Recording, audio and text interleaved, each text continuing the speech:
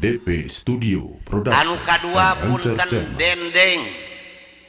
dendeng bersama jalan kanan naon eta Pak? Dendeng kere di Bandung manya. Cik upami ibu sareng bapak ngagale dendeng ka pasar ka Pak Haji sabaraha kilona. Samemeh sasi saum abdi sareng pun bojo sareng ti MUI pusat kumargi abdi nembe 22 sasi diangkat janten Dewan Fatwa ti MUI pusat ngabaha dijajal ku abdi sadar pasar jeung MUI. Kere atau dendeng sama hargana 50.000 80.000 per kilo.